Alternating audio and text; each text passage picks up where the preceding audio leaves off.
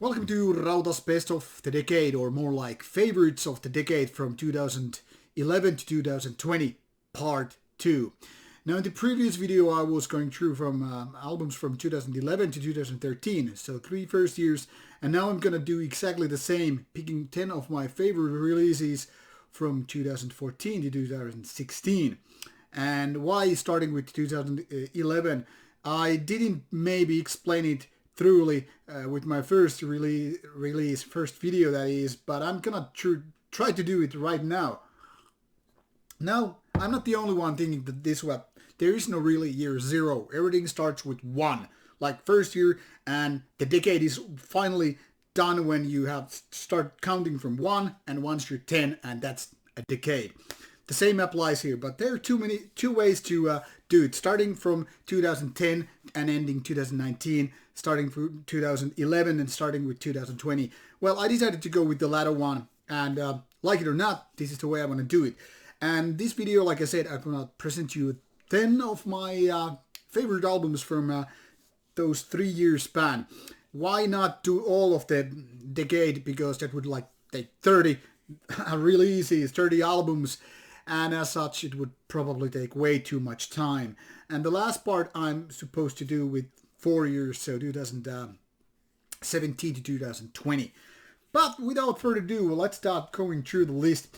Now the thing here is, it seems like my ways having some albums in my collection have changed throughout the years. Originally, I couldn't even take a look at the old school promotional CDs.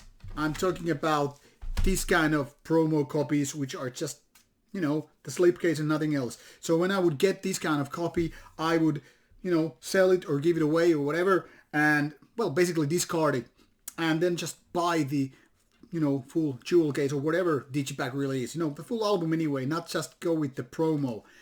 But, like I said, my ways have been changing throughout the years, so there is no consistency, and that's part of the reason why I don't even have all the albums here which I've selected for this list as physical copies.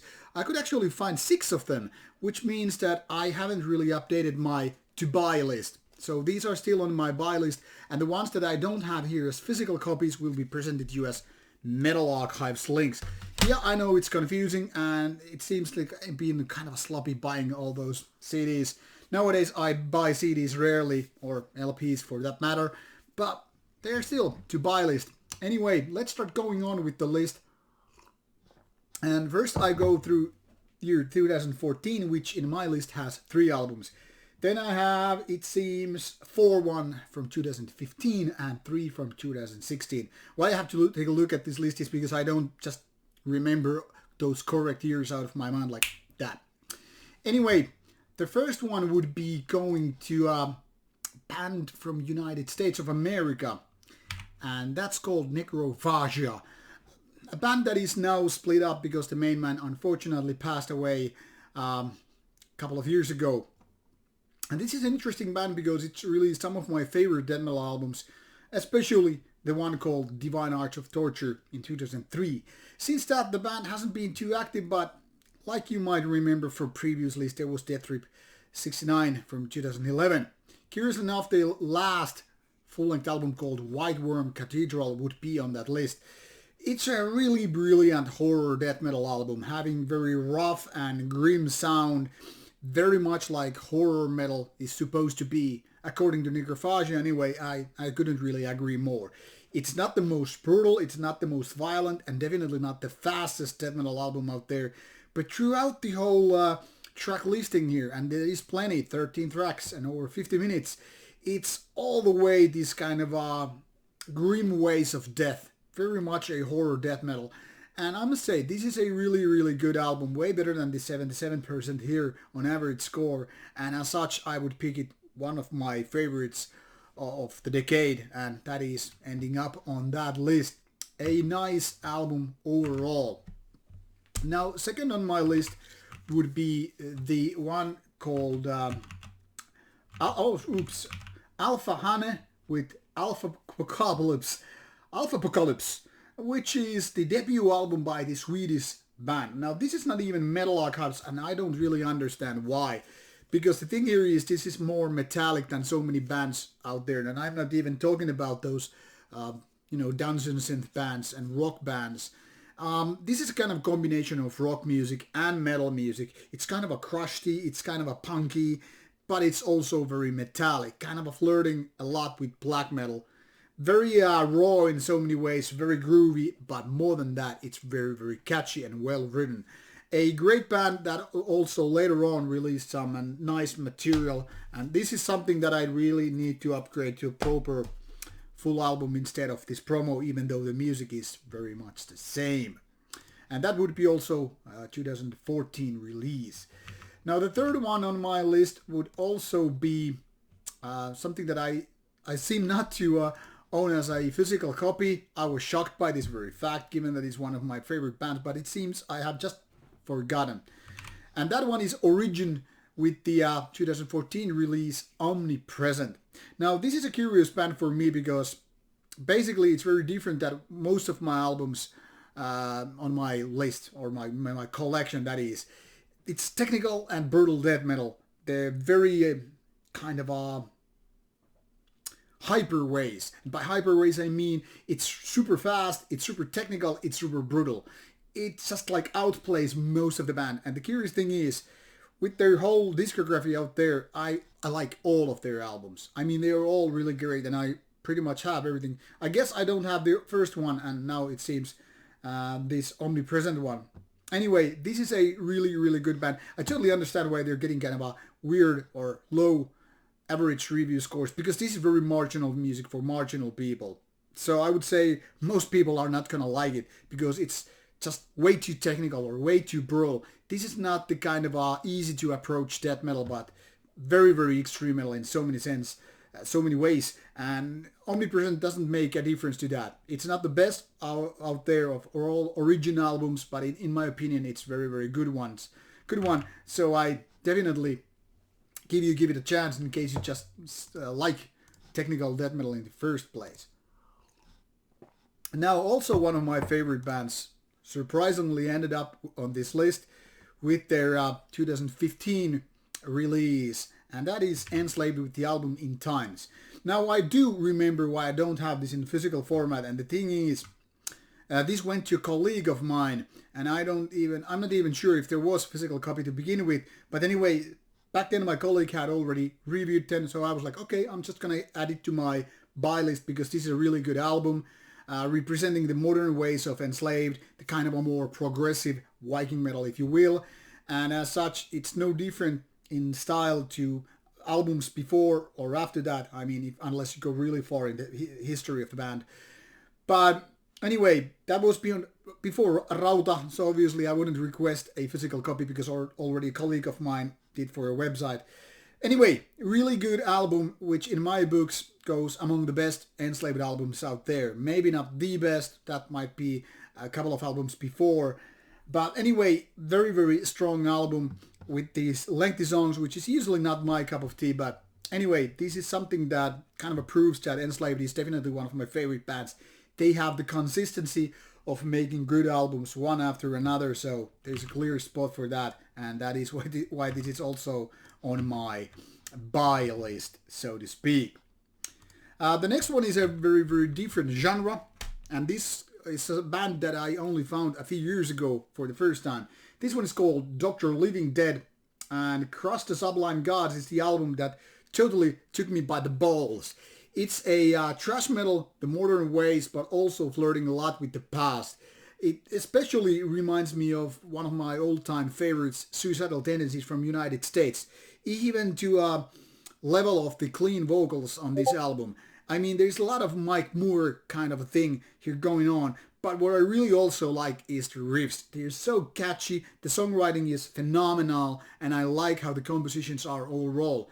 And this vocalist style, which is kind of unique, or at least very, very uncommon in thrash metal, is something that totally hits me on the soft spot, the sweet spot, whatever it is. Spot anyway.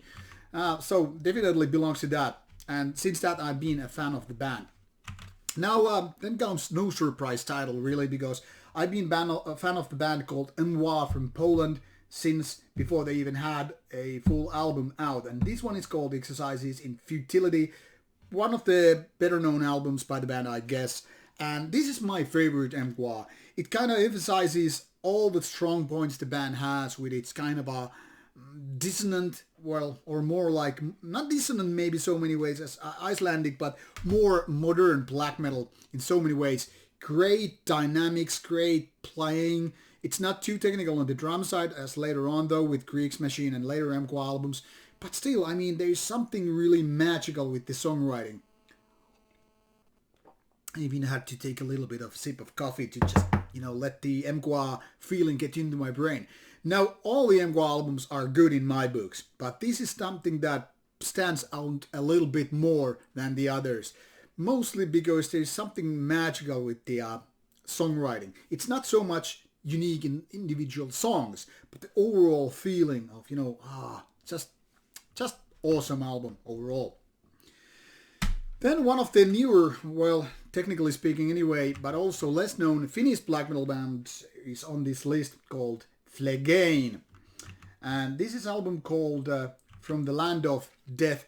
Now, this is one of those Northern Heritage bands that most people probably don't even know about, but should be right in the radar area, because this is kind of a raw and grim and unapologetic black metal with kind of a nasty melodic vibes. It's rawer than most Finnish black metal bands, but also very, very catchy in kind of a weird ways. Kind of like how Satanic Warmaster is also catchy, not just as melodic. And I really like what Flegane is doing throughout the whole discography. They don't have a weak album, and as such, well, this album is a proof of that they can do one good album after another, after another, after another. So much like Mgwa or Enslaved in so many ways, being inconsistent in style and quality, no weak points whatsoever. And towards the end we go. There has to be more death metal, obviously, and there is one band which sounds kind of a Swedish and old school called Sentient Horror. Ungodly Forms is an album that really doesn't stand out because of originality. It's more about having this kind of a old school death metal feeling properly executed. Good production, good growly vocals, and, well, more importantly, good songwriting.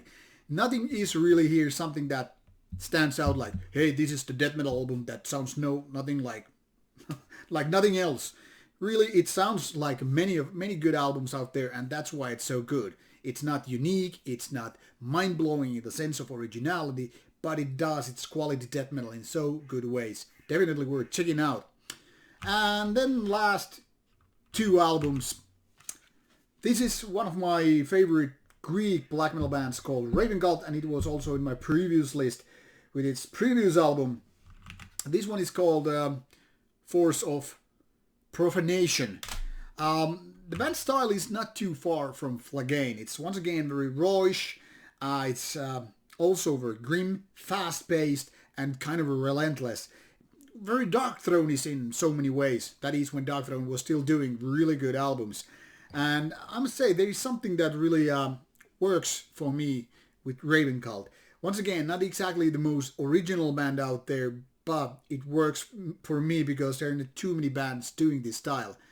Did somebody also say Dark Throne? Yes, indeed. That's the name of the game. And curiously enough, one of the bands on this list, the last one on this list, is something that I felt I had already on CD, but seems like I don't. And it's the last album of one of my favorite Norwegian black metal bands, or all black metal bands, called Orgehal, with the albums called Aeons in Sodom. Now, this band unfortunately also has the same nasty thing as with the one that started this list, Negrophagia. That is the main guy, dead, kaput, rest in pieces. That is, rest in peace. And the sad thing is, I think both of these bands had lots of things going on. They were energetic. They, to me, felt like nothing is finished yet. It seems like work had to be done, but, well, then came death and cleansed away and ended these careers. And Urgehal belongs to this list because, once again, it's one of those bands that almost the whole discography for me is worth owning. Basically everything else except the first album, which is, in my opinion, clearly the weakest ones. but everything since that is something that I truly enjoy a lot. Raw, grim, Norwegian black metal at its finest. Too bad the band is no more, but what can I say? They made quite a lot of good albums, and this is definitely something that, once again, I said I should have it. I thought I had it already, but I guess I forgot to buy it. Anyway, something to buy. That's a good thing for me as well. Not because of I have extra money laying around, but it's, good to have something really good on your to buy list and go for that. So these are my 10 favorites for the list of this decade, part 2. In case you want to know more and you didn't watch the previous one of the episode from 2011 to 2013, get to take a look in case you like these lists. And I'm looking forward to do the last and the final part of these lists later on, maybe in February. And let's see what will be there. Really good albums overall, and I hope to give you some ideas what to listen to, what to maybe buy in case you have missed these gems during the past decade. Salute to all you out there, and what can I say? Enjoy some good music, and should you have any comments or questions, put them on the comments box below and I will get back to you. Meanwhile, bye bye.